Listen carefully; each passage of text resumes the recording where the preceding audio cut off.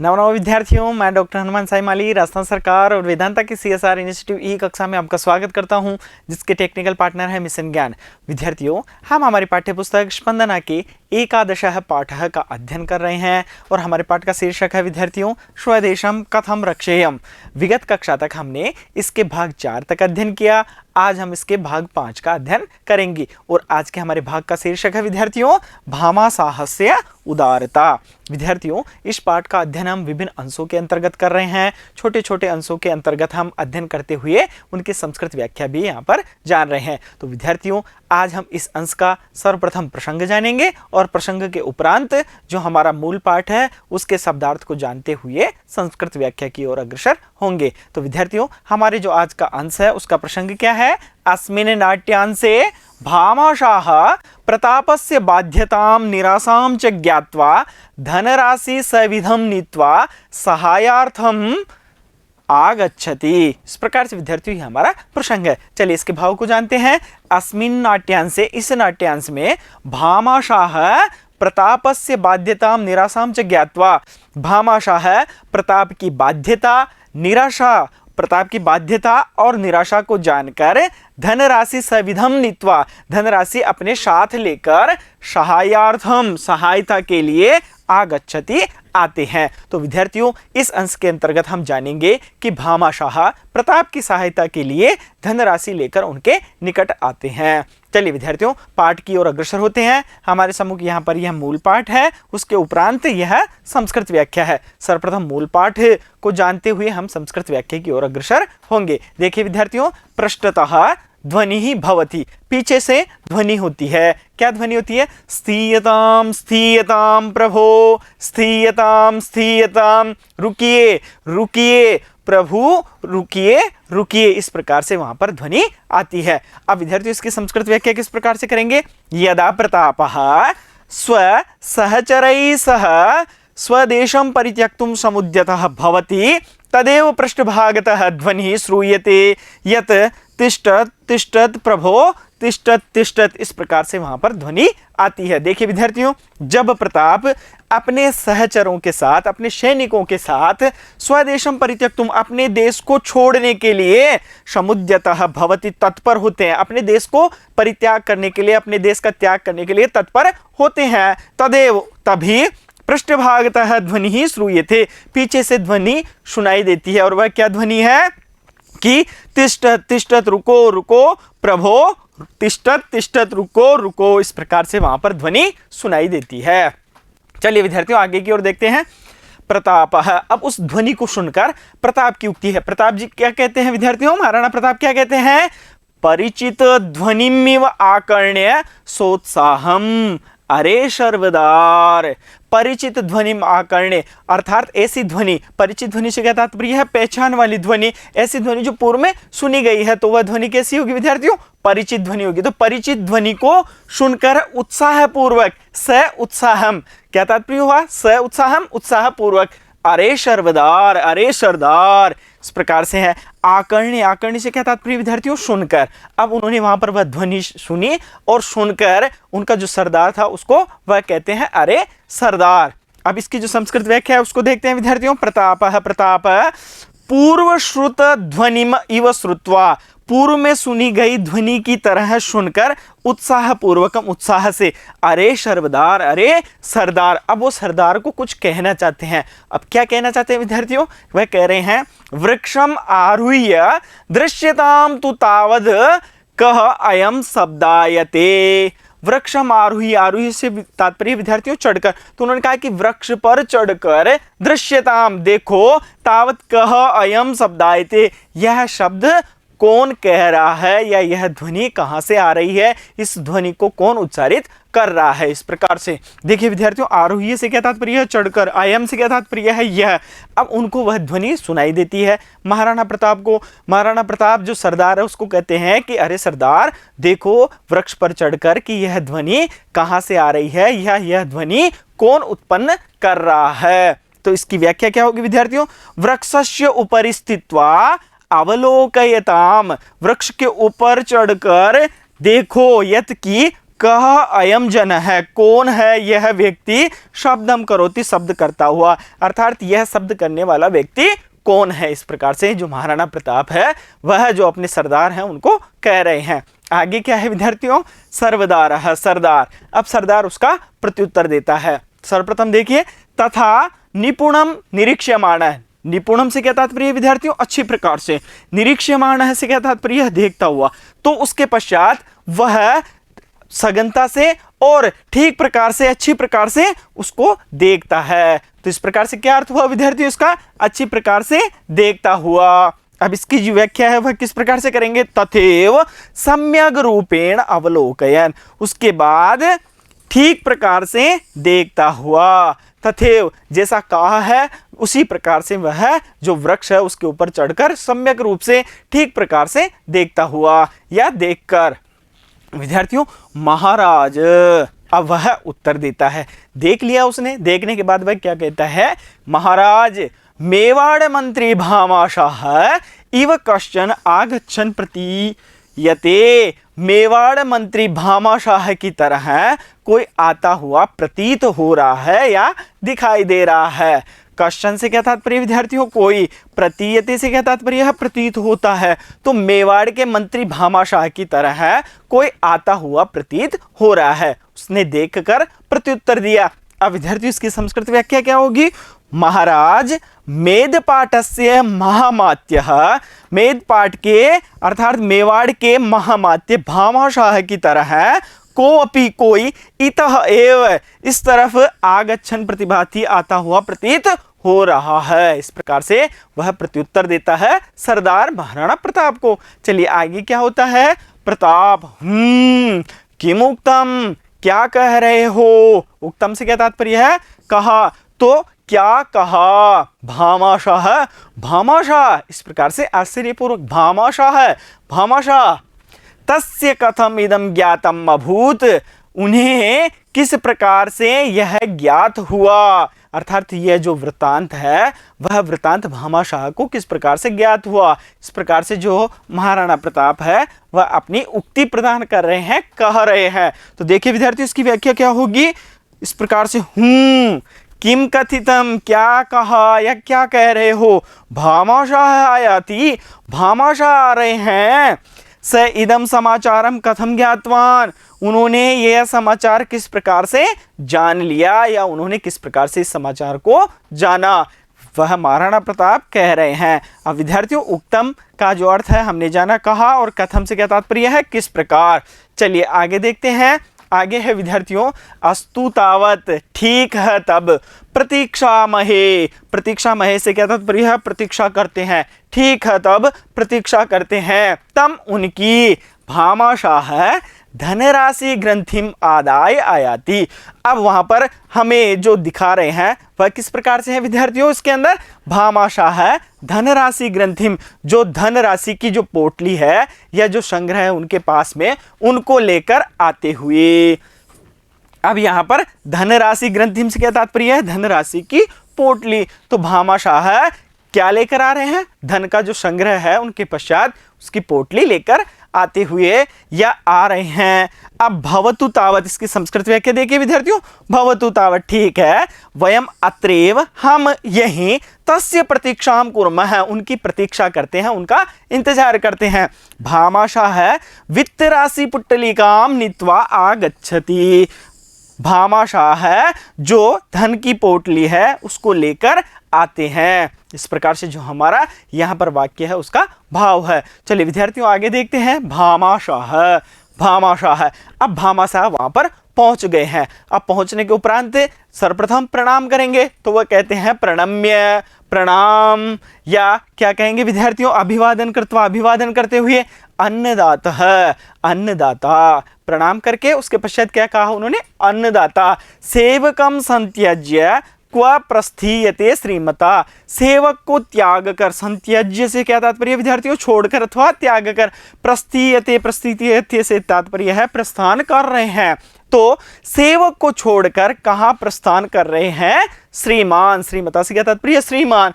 अब विद्यार्थी इसकी व्याख्या क्या होगी, भामाशाह भामाशाह अभिवादनम कृत्वा, अभिवादन करके, हे अन्नदाता, हे अन्नदाता, अनुचरम माम विहाय, अनुचर मुझे, विहाय से क्या तात्पर्य, छोड़कर, श्रीमान कुत्र प्रस्थानम करोति, श्रीमान कहाँ प्रस्थान कर रहे हैं। इस प्रकार से भामाशाह महाराणा प्रताप को कह रहे हैं। उसके उपरांत देखिए प्रताप, प्रताप, अब प्रताप उसका क्या करते हैं, प्रत्युत्तर देते हैं, दीर्घ निश्वस्य, लंबी सांस छोड़कर, न क्वापि बंधो, नहीं, क्वापि से क्या तात्पर्य है, कहीं भी, न क्वापि बंधो, कहीं भी नहीं बंधु अर्थात भ्राता, गंतुम शक्यम अपि न तु, जा नहीं सकता हूं, इस प्रकार से वह कह रहे हैं। तो न क्वापि बंधो, कहीं पर भी नहीं बंधु, गंतुम शक्यम अपि तु न, जा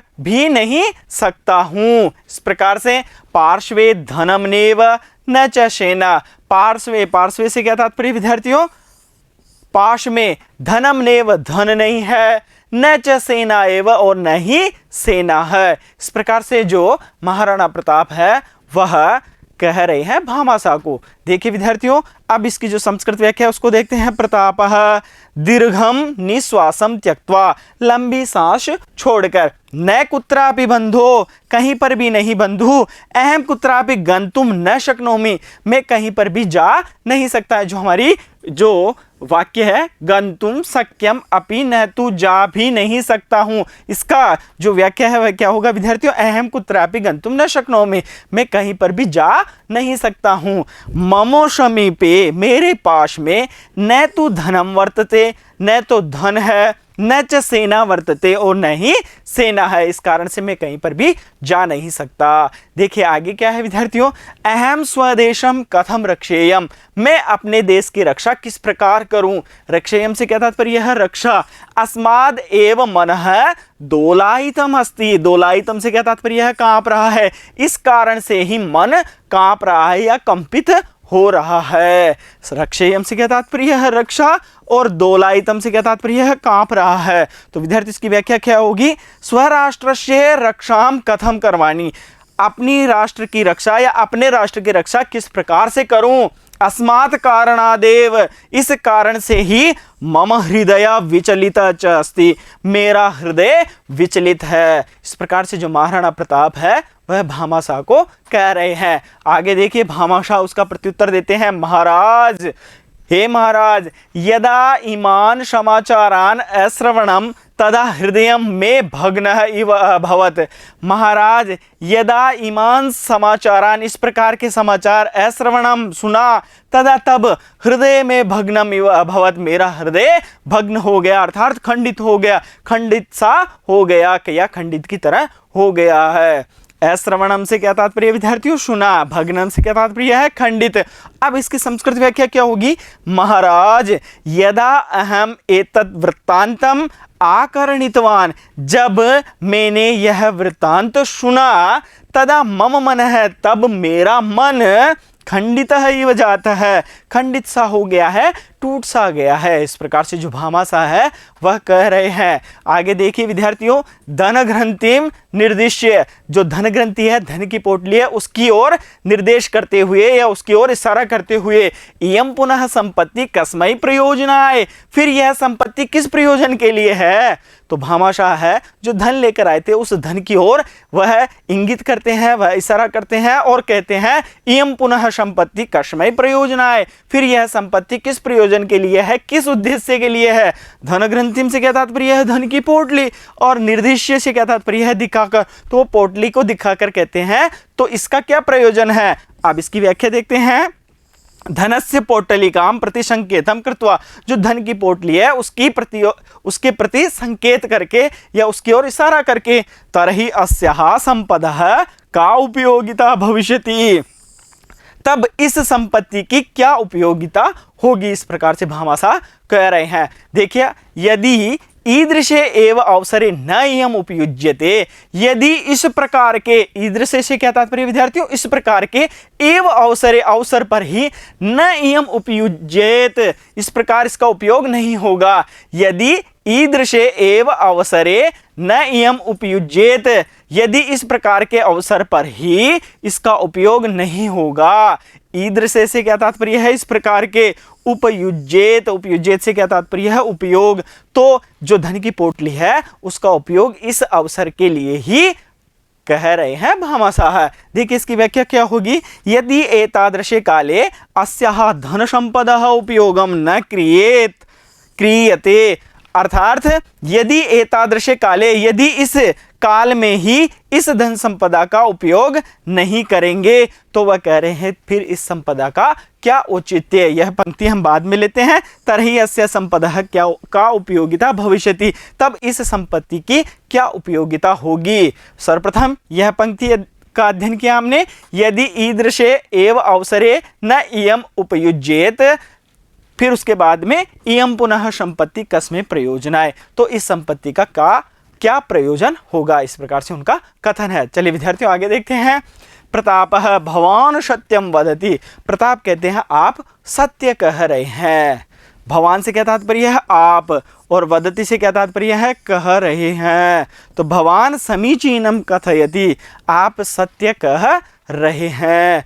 देखिए आगे, भामाशाह यदि एवं गृह्यताम भवदीया संपत्ति ही श्रीमता एव, आप यदि एवं और गृह्यताम से क्या तात्पर्य विद्यार्थियों, ग्रहण कीजिए, भवदीया आपकी ही संपत्ति ग्रहण कीजिए, और अंत में कहा श्रीमता एव, आपकी ही। इस प्रकार से वह कहते हैं कि यह जो संपत्ति है वह आपकी है और आप इसे ग्रहण कीजिए। व्याख्या क्या होगी इसकी, चेत इत्थम वर्तते, वह इस प्रकार से है।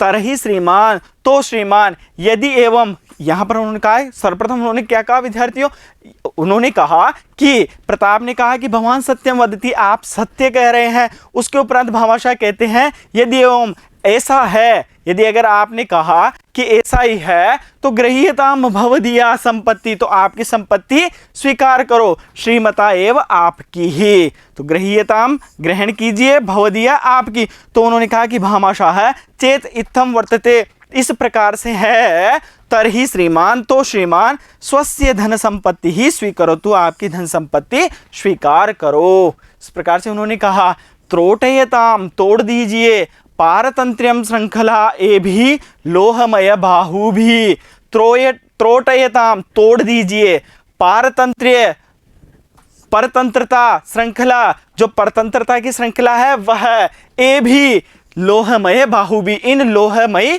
भुजाओं से। तो उन्होंने कहा कि इन लोहमयी भुजाओं से जो परतंत्रता की श्रृंखला है, अर्थात जो बेड़ियां है, उनको तोड़ दीजिए। त्रोटयताम, त्रोटयताम से क्या तात्पर्य है, तोड़ डालिए, बाहु भी भुजाओं से, तो इन भुजाओं से जो परतंत्रता की श्रृंखला है, परतंत्रता की जो बेड़ियां हैं, उन्हें तोड़ दीजिए।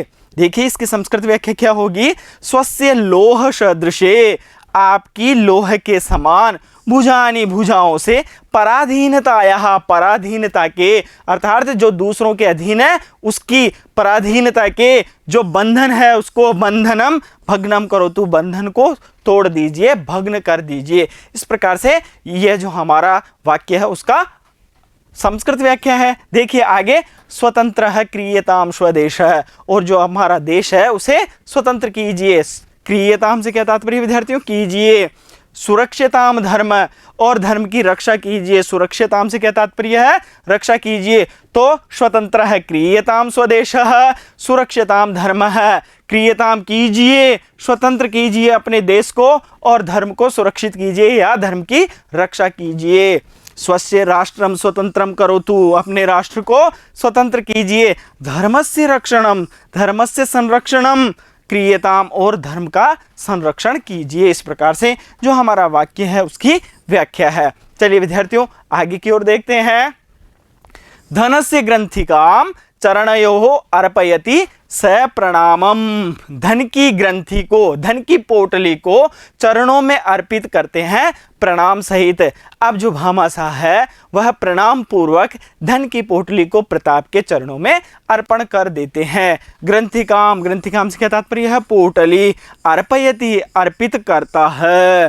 तो विद्यार्थी इसकी व्याख्या क्या होगी? इति उक्त्वा, ऐसा कहकर भामाशाह, भामाशाह प्रणाम पूर्वकम, प्रणाम पूर्वक धनस्य, धन की, पोटलिकाम, पोटली को, श्रीमताम चरणयोः, श्रीमान के चरणों में, अर्पयति, अर्पण कर देते हैं। जो धन की पोटली है वह भामाशाह महाराणा प्रताप के चरणों में अर्पण कर देते हैं। अब विद्यार्थियों, जो हमने इस अंश का अध्ययन किया है, इस अंश के अंतर्गत जो पद आए हैं उनके परिचय को जानते हैं। देखिए यहाँ पर कह, कह से क्या तात्पर्य है? कौन। किम शब्द है विद्यार्थियों? पुल्लिंग का है। उसके प्रथमा विभक्ति और एक वचन का जो रूप है वह क्या होता है? कह। इसके रूप चलते हैं कह, कौ, के। इस प्रकार से कश्चन, कश्चन से क्या तात्पर्य है? कोई। कह, धनचन, यहाँ पर क्या है विद्यार्थियों? विसर्ग संधि है। यहाँ पर क्या है विद्यार्थियों? विसर्ग संधि है।